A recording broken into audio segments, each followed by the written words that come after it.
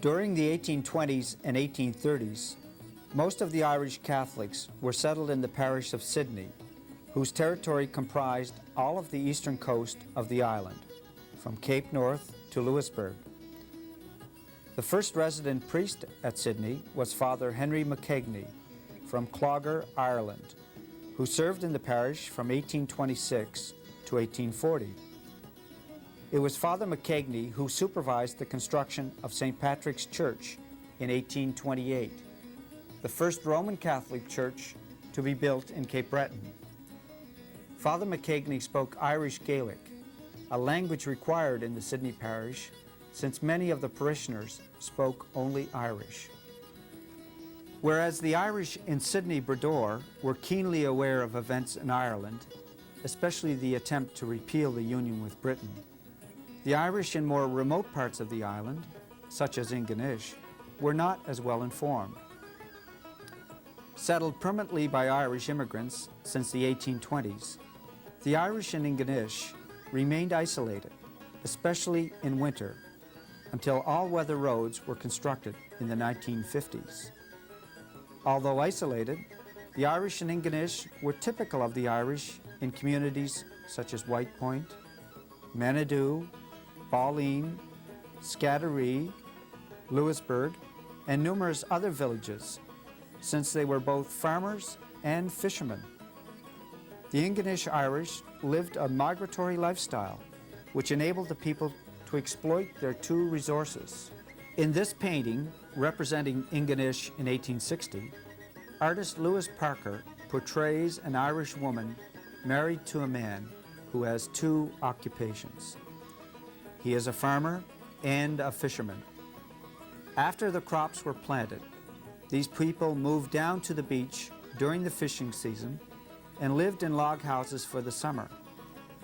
When the fishing ended, they moved to their permanent log homes up the Clybourne, Whitty, and McKinnon valleys and harvested their crops for the winter. The Clybourne Valley people moved their families to Middle Head, while only the males in the Whitty and McKinnon intervals moved to makeshift houses by the seashore. This seasonal migration, called boolieing, was common in Ireland, northern Scotland, and Newfoundland. Paddy Robinson describes the remote living conditions in the Whitty interval. Well, there's one thing about it, it was great farmland. You know, it was interval soil, no stone or anything. It was beautiful land for farming on. And it had, like I say, lots of wood, lots of water, and as far as that, the only thing was against it, it was kind of far away from the main industries like the fishing and one thing or another. If you had to go to work, you had to walk 3 or 4 miles to get out to where the work was going on. Right. Now, John McGean, the Middlehead Trap Company was established out on Middlehead, way out beyond the lodge in them first years. And John McGean worked with them for 14 years, and he walked from his place, that's 4 miles beyond here, out to Middlehead, and walked back again the same night, after working all day. And he made his hay home with the lantern. That's how he cut his hay and made it, with a lantern. Yeah. Now, the Whitties, were they fishermen as well? They were all fishermen, the Whitties. They were all fishermen. They used to build a shack, just a temporary place to live in, outside, where it'd be handy to their fishing. And after the fishing was over, they'd tear the little shack down, take it with to take them home. And they'd go home then and they'd look after their crops and everything, right. Prepare for the winter. Because in them years, you had to provide in the summertime or you started it that winter if you didn't. That was the way of them days. You'd look after your crops. Now, the Whitties, didn't they go up to Ross's Beach? Yes. They put a shack on Ross's Beach, and they'd fish from there, you know. Sometimes, one year, they had a shack in the harbour, down by the shore. But most years, they'd build their shack up at Ross's Beach, and then they'd be right out close alongside their fishing gear, you know. Now, the wives wouldn't go up to there, would they? No, just themselves. And Yeah. how long? When would they go up, and how long would they stay? Well, now, when the lobster season opened, 15th of May, I think, they'd be up there then. And they'd stay there then the lobster fishing was over. That'd be in July. Then they'd come home. And they'd look after things and get ready for the winter. And then they'd go fall fishing. They had big boats built of hardwood, you know. The ice wouldn't cut them. And they'd fall fish perhaps for a month or so. You know, there'd be buyers in here buying fish. And, well, Christmas would pretty well wind them up. It'd be all through then until next year. Yeah. Loretta Donovan recalls life as a young girl on the farm at the mouth of the Clybourne Interval. Loretta? Yes. Your family background is Irish, isn't it? That's right. Could you explain? Well, my mother was a Curtis and my father was a Donovan. Right. And her mother was a Doyle. And so I feel I'm Irish, Yes. you know. And my grandmother on my father's side was Power, and my great-grandfather came from Ireland. He was a great step dancer.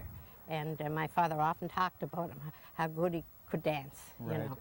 And so we always heard those stories. And we heard the stories about the old home, how old it was. And my father would say it's over 100 years when we were just children. And Dad was a family of 14, and they were all born here, and he was the youngest.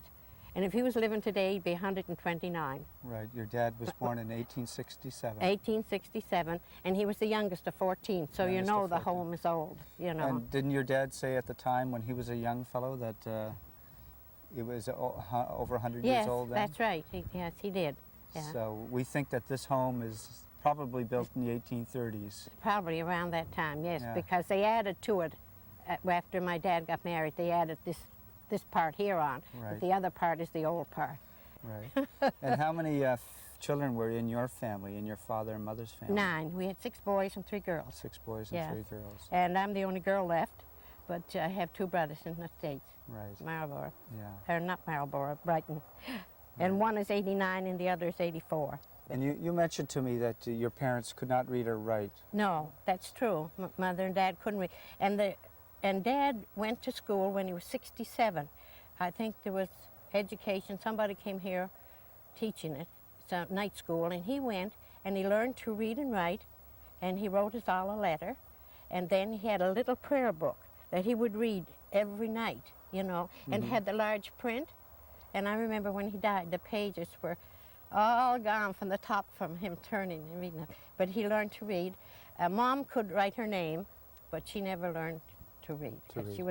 She said she had to go to work, you know, when she was quite young, and she never had the chance to go. Right. So. But your father was a fisherman. He was a fisherman, yeah.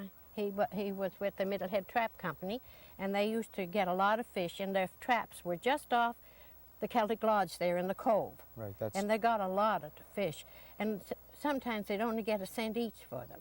Right. But they would make a good living, you know. And he would look after the books and bring everything home. He'd tell me much he got, and I'd write it, keep the books for him. So he could cipher, even though he couldn't read and write. He'd have that in his mind. He'd bring it all home. He'd have it written on a piece of paper in Roman letters. Right. And then he'd tell me, you know, how much was there, and I would write for him. And then in the fall, he would, when everything was settled up, they'd go then, they'd get their winter supply from Sydney, put in all the flour and all the food they wanted for the winter, because there was no way of getting out of here after October or November. Right. You were just stuck here. So. What kind of supplies would he buy? And he would buy each one of us a bag of flour, because my mother would be baking bread. Right. He would buy a box of raisins and a big box of tea and molasses, sugar, bag of sugar, and a bag of flour each, and a big buckets of shortening or lard, whatever would get then, and big boxes of soap, everything, tea, and everything you needed for the winter, because we had our own beef, we had our own fish, and we had our own vegetables, and we had our own eggs. and milk. So that's really what we needed, all those things. And those would do us until he went fishing the next spring. Fishing And the next then spring. season was open, you could buy stuff here.